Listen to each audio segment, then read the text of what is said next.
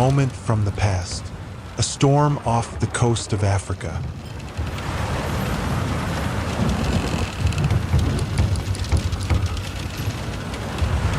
Afonso V and his son, Joao, the heir to the throne, were standing on the deck of the royal caravel. With gloved hands, the royal duo grabbed the tarred ropes as an unprecedented, strong storm raged, bringing with it a furious downpour. The armada numbered about 400 ships, and each one was threatened with destruction. Here and there the ships buried their bowsprits in the sea, tilted sideways, touching the waves with the tops of their masts. Waves rolled over the decks, washing away people, horses, barrels, and debris, and there was not a man on these ships now whose heart did not shrink with horror. On some vessels, soldiers arbitrarily launched boats or tried to swim to shore, but it was all in vain. The sea seized them on the spot, pushed at the small boats, and rolled them over. People, both on boats and ships, threw off their heavy armor in panic. Those who managed to do this could still possibly stay afloat. Less fortunate soldiers went under the water without ever having time to shout the name of the Saint Virgin Mary, or their mother or wife. Look, Joao! The drenched king shouted to his son. I have been preparing this endeavor for years, and now everything I collected for this purpose is going underwater. Do you know how much this cost me and my country? And what this means for all of us? Do you know? 16-year-old Joao did not answer. He knew perfectly well that his father was not waiting for an answer, and the king couldn't even shout or curse in despair like the simple sailors. Fernao! The king exclaimed, trying to shout over the noise of the storm. Fernao, the assistant commander of the armada, came out of the cabin on the upper deck of the caravel. He was pale as death. Fernao! Once we are on the shore, you will first count the number of ships remaining in service. The king ordered. Then, you'll fix them up, and also tell me how many days of supplies we have left. If there is not enough for a month, you will have to return to Lagos and replace what we have lost. Yes, Your Majesty. Fernao croaked. Holding his stomach with both hands, he wandered back. Suddenly, a cargo ship hit the broadside of the royal caravel. The cargo ship's mast snapped and began to fall on the caravel. The king and his heir barely managed to dodge out of the way as the mast fell to the deck and cracked it. Judging by the rumble below, the hull was deeply damaged. Fernao's deafening shouts reverberated over this roar as the falling mast grazed him, the end of the second sail yard from above landing right in his mouth and tearing him almost to the ear. Blood gushed onto the deck. Fernao rushed into the cabin where he was quartered with the captain and the doctor, and the squall immediately slammed the door behind him. The deck became a little quieter. Joao turned his gaze to his father. The king continued like nothing had happened. Even if we don't have enough supplies, we'll still attack Asilah tomorrow. The king shouted stubbornly in his son's face. He will attack the city with what we have left. Having besieged the fortress, we will not last long. We need the provisions they keep in the city. It's all or nothing. Joao nodded. He saw his father's despair and was very scared, but Afonso's last words inspired Joao with hope, if not for a successful military campaign, then at least for a successful landing and solid ground under his feet. Next to the royal caravel, vainly struggling with the waves, a horse floated among the debris and broken parts of ships. She tried to neigh but choked as an indescribable horror froze on her face.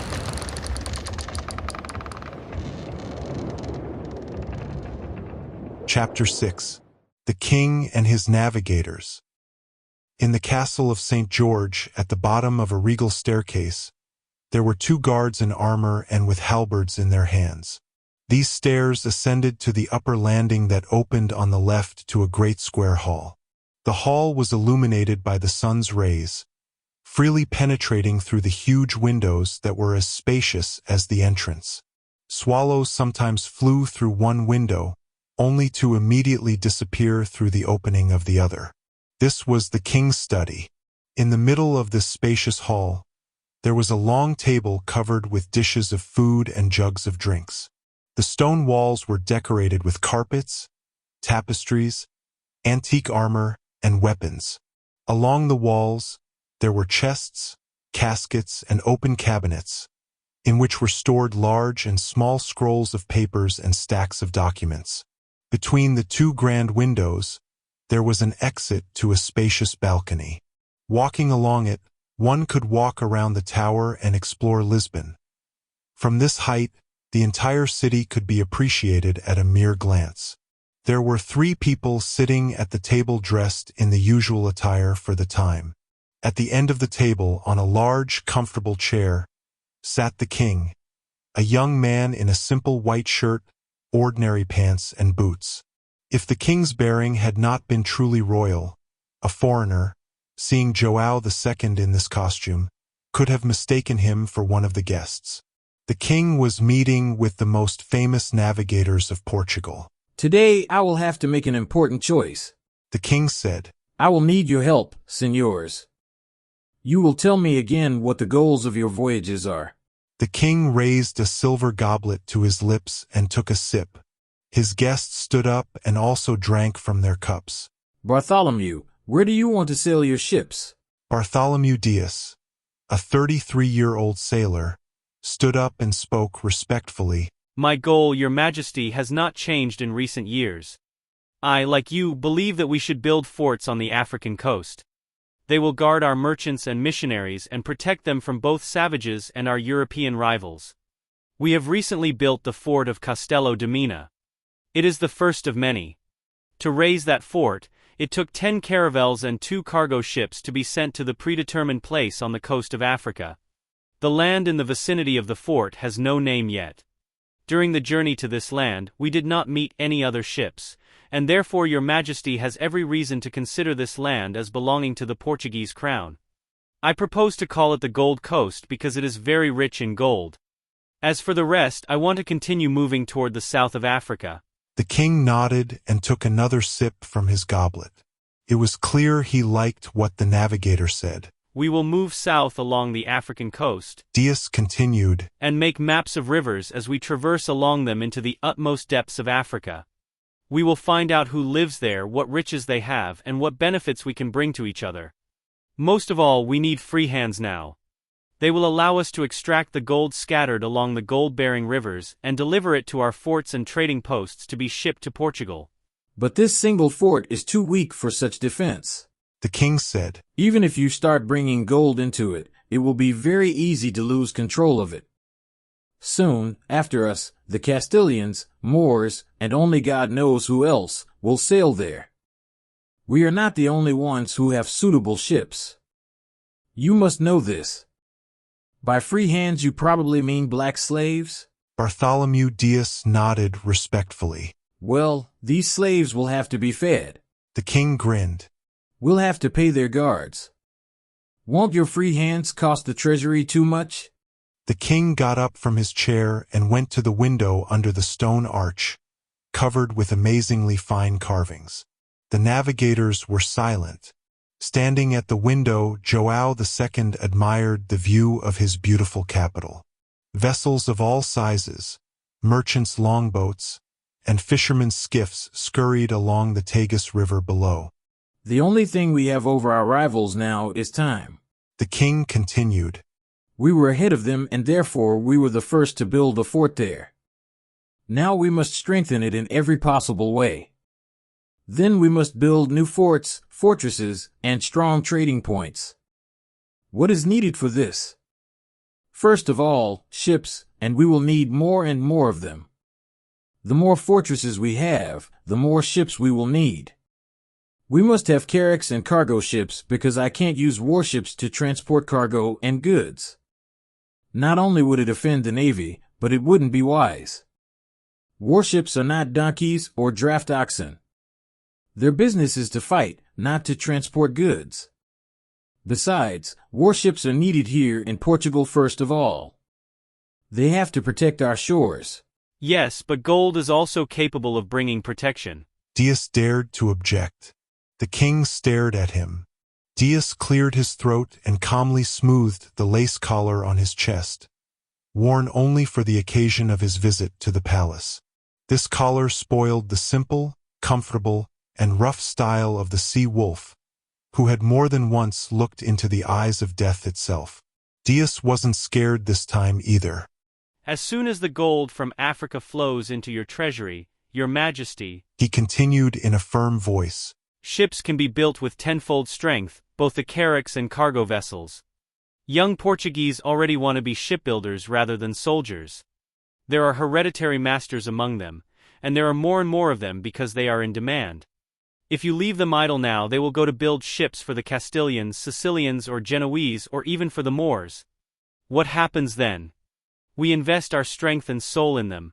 They spend time learning, devoting their strength and their parents' money to studying ship trades, and then they leave Portugal. The king's other two guests looked down. Each of them knew that Bartolomeu Dias was telling the absolute truth. He said what they didn't dare to say. Gold loses its value if you look for it too long. One of the sailors finally objected.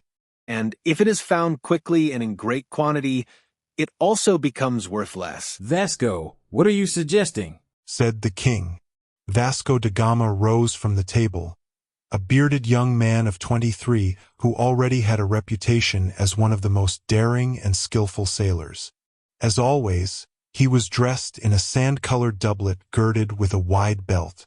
At the sight of large white diamonds on the black sleeves of his shirt, fashionably visible, one might have thought that they were signal flags da Gama used to command all the ships of his fleet at the same time.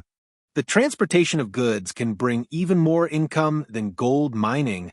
Vasco da Gama answered. Of course, we need fortresses in Africa, but they will be needed not only to protect merchants and their goods, but also to pave new sea routes from one coast to another so that it will be possible to replenish ships with supplies during long crossings. The farther away we have trading posts, the better. Who knows, maybe one day we will even be able to pave a sea route to India. The king and the navigators looked questioningly at Vasco da Gama.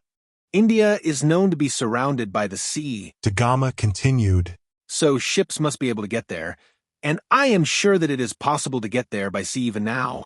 However, this is only on the condition that the discoverers of this path are accompanied by ships with sufficient supplies.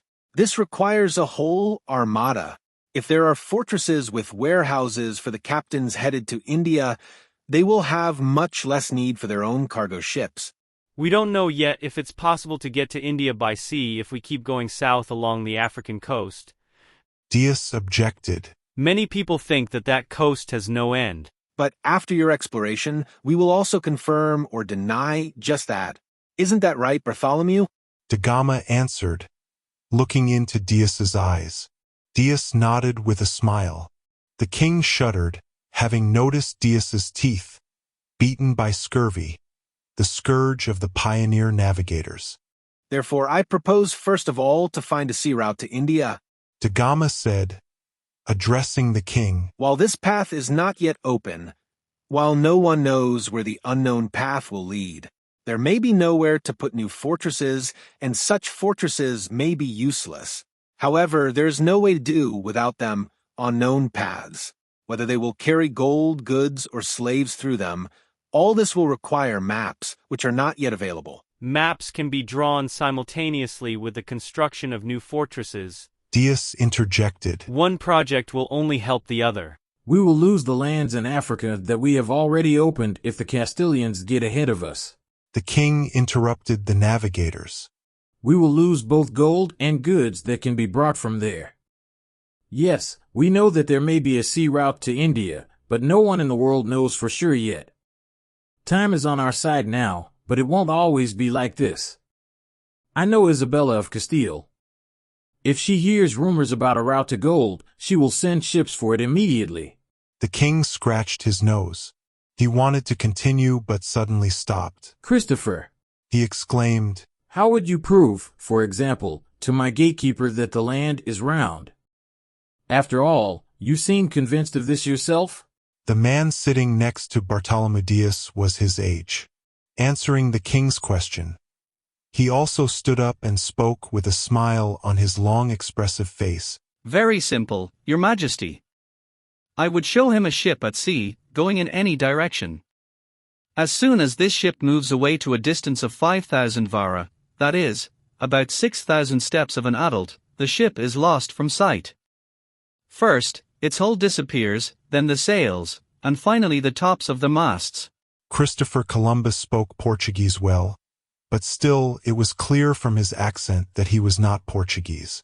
It seemed Columbus was afraid that his answer to the king was not clear enough. In addition to his words, he spread his hands, in one of which he continued to hold his black hat which matched the color of his doublet.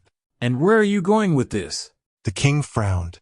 Columbus was a rather tall man, and the king had to look up from below. This means that the land is not flat, but has the shape of a ball, Your Majesty. That's what I would tell the gatekeeper. The navigators gave Columbus a puzzled look. I do believe, He continued, that sailing south along the coast of Africa means finding a free exit to the western coast of India sooner or later. However, because India is washed by the sea from both the west and the east, a trip to the west will also lead to India. Because the land is round, this voyage will lead to the east coast of India. Dias and Da Gama looked at Columbus with increasing surprise. He did not share his idea of going west with them before the meeting. I have traveled a lot throughout Europe during my life. Columbus continued. I've been to the north, too. The northerners, who once sailed the seas in drakers, their long galleys, told me that many centuries ago their ancestors visited a land they called Vinland. They reached this land in this way, all the time going by sea to the west. One of these northern sailors even brought a bride from Vinland, and I was shown their distant descendants. These are descendants of Indians, their faces are different from the northerners. I am sure that if we sail west from Portugal, we will definitely reach the east coast of India. The king folded his arms on his chest and began to pace the hall in silence. The navigators did not take their eyes off him. At last, the king went back to the window and, without addressing any one of his guests, said, Vasco and Christopher want to go to a place from where they may never return. At the same time, Portugal will spend a lot of money and effort on these voyages. If your travels are successful, the new sea routes will be able to cover these costs in 1 year, of course. But what Bartholomew suggests involves less risk but with a lower and slower reward though. Besides, our rivals are also thinking about this path. I declare, I am sure of it. What if they build their fortresses on the African shores and reach its riches before us? The king went to one of the cabinets and took out a paper scroll from it. Then he spread it out on a spacious table. On the paper was a drawing of a ship. The navigators had never seen ships like this before. Look here. The king pointed to the level of the middle deck. There were a lot of squares drawn there with ropes hanging over them. Do you know what these are? Cargo hatches? Vasco da Gama suggested. Gun ports. Columbus said affirmatively. But why are there ropes on these hatches? This battery occupies the entire middle deck. Bartolomeu Dias exclaimed. You are all correct. The king chuckled. This is my new ship, the Santa Catarina. She has no equal in the fleets of France or Castile. She is bigger and faster than any carrack or similar ships of other navies, and its main advantage is its rate of fire. There will only be cannons on the middle deck. This battery will be able to fire volleys, shooting continuously, because, at the moment when some cannons are firing, others are reloading. The ropes at the hatches, Christopher, are designed for closing them during a storm. With the ropes, it will be possible to close and open them fast at any time without crawling on the hull. The king let go of the edges of the paper, and the drawing folded by itself. I showed you this drawing so that you know what kind of fleet will be built for Portugal soon. This fleet will make our country invincible at sea. The king put the drawing back on the shelf in the closet. And Portugal will not know its equal at sea for another 100 years. There will also be such ships to protect the caravans of merchant ships that will go along your sea routes, both old and new ones. And do you know what I need to build them? The king looked around at the navigators. Money, first of all, money. The king fell silent. Seagulls screeched, and shouts of sailors could be heard from the port. And time. The king continued. There is no time to lose because we have very strong opponents. If I pay for all the trips you have planned, nothing will be left to build the new fleet. The king jerked his finger in the direction of the cabinet with the drawings. And the children and apprentices of our shipbuilders will run away to the rivals, as Bartholomew correctly noted. The king went back to the window. We will start preparing your sea trips, he said from there. One of them will be prepared in 1.5 or 2 years. At the same time, we will start to build new ships. Bartholomew said that it is possible to open new paths and build fortresses at the same time. This also applies to ships. Exactly so, Your Majesty. Dias bowed his head. Yes, I would like to sail the sea on the Santa Catarina. Vasco da Gama exclaimed. That is exactly how I imagine the best ships in the world to be, the ship of my dreams. You may sail on such a ship. The king told him without looking at Vasco. But there is no time to waste. And his gaze shifted toward Christopher. Columbus guessed. The journey he proposed was to be postponed indefinitely. Afonso! The king shouted loudly. A man's footsteps could be heard coming up the stairs. Senors navigators, you may go. The king announced to his guests. I will tell you soon which of your proposals I can support. But some. And the king looked into Columbus's eyes. Should not expect my answer any time soon. The navigators bowed and left the hall. The king went back to the window. He was overcome by heavy thoughts. In front of him was a beautiful city, the capital of Portugal. It was not a poor city, but in order for the king's subjects not to starve, citizens had to work hard.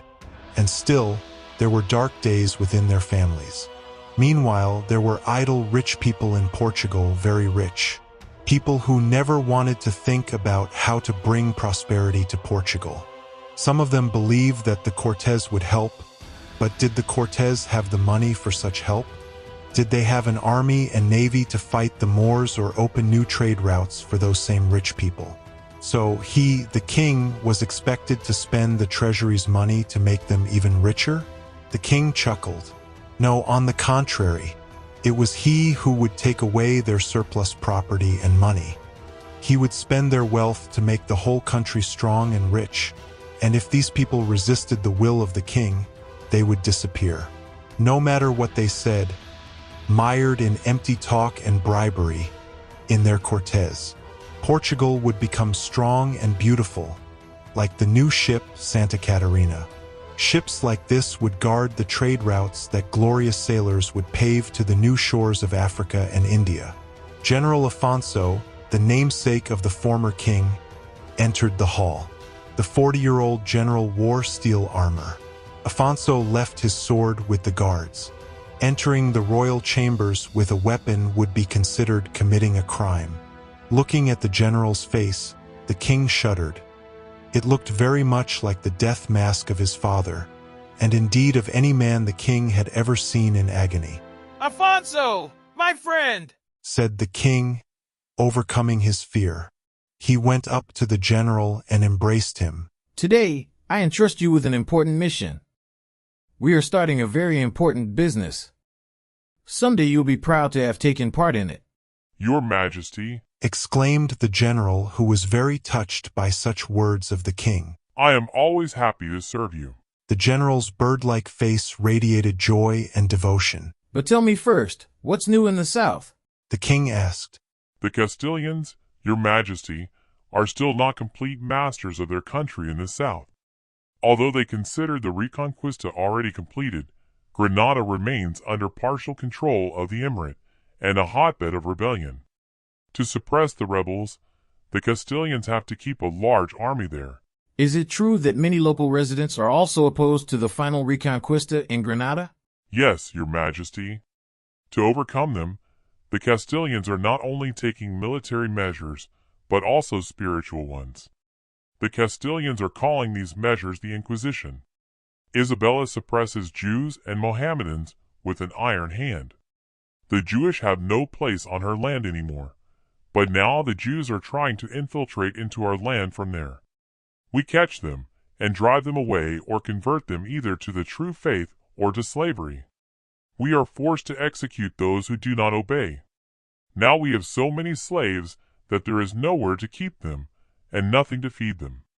All the garrisons of our fortresses are constantly in full readiness. General Afonso stealthily but meaningfully examined his armor and finished. We will not allow heretics and Moors to gather in groups and gangs. Great. The king exclaimed. No mercy for heretics. You're talking about the Inquisition. I know too little about it, but I will learn more in time. Isabella will surely only strengthen it. Tell me, Afonso, how many soldiers are left in the garrison of Lisbon after we transferred another 1,000 soldiers to Algarve a month ago? 640, Your Majesty, 120 archers, 70 horsemen, and the rest are infantry. Perhaps we should move our troops from the Algarve back to Lisbon? Then who will catch heretics in the Algarve? The king asked. The army in Algarve will stay there, but I repeat, I trust you to perform a secret task, you and only you. Only you can successfully complete it in the name of the king and Portugal. Yes, Your Majesty. The general snapped to attention. You will gather the garrison of Lisbon, all the soldiers except the guards at the gates, towers, and bridges.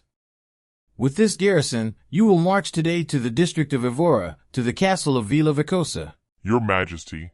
Afonso could only mutter, dumbfounded. Yes. And no one, not a single living soul, including your soldiers, should know about the ultimate goal of your campaign. Nothing threatens Lisbon at the moment, but still, leaving the capital without a garrison is a great risk. Therefore, your assignment will remain a secret. I can entrust the command of the garrison in the campaign only to the most loyal of my generals. To you, Afonso. Gnashing his armor, Afonso made another bow. Your Majesty. In the castle, you will have to capture Duke de Braganza and execute him, the Duke, and all his family. General Afonso was so shocked that he leaned on the back of a chair that had just been vacated by one of the navigators. To capture and execute Duke de Braganza? He gasped. You will have to execute Duke de Braganza and his family right in the castle, right in front of the soldiers. They must see that there will be no mercy for enemies of the state or those who do not support the King of Portugal. Joao II remained silent about liberating the wealthy landowners of their property solely based on his own fictional accusations. The general continued to listen to the king with his mouth open. De Braganza was considered the most influential duke in Portugal, and now he, General Afonso, was tasked to capture and execute this man. Afonso continued to listen to the king, not believing the king was actually saying this. A couple of years ago, during his father's lifetime, King Afonso and the Duke of Braganza were good friends, and this would not have happened. If you are not allowed to enter Braganza Castle, Joao interrupted him from his thoughts. You will have to besiege it, but do not storm it. There is no need to destroy what will soon belong to us. I will keep the fortress for the sake of Portugal, but there will not be the means to restore it if it is destroyed during a siege. In addition, we will need new places for soldiers who will help strengthen the border. Surround the castle, but don't attack it. It is not enough to waste the lives of our people on this rat. If he doesn't want to give up, let him starve to death in his own castle. I am also satisfied with this outcome.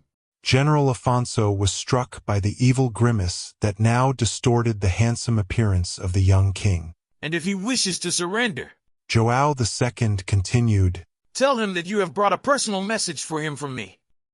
He will meet you, Afonso, that is absolutely unavoidable, and when he comes to you, you will execute him with this sword.